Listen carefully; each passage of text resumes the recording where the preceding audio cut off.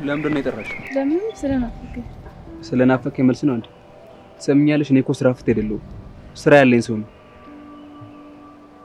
ይቅርታ። ደግሞ ትናንት ያደረግሽውን የረሳሁልሽ ነው የምልሽ።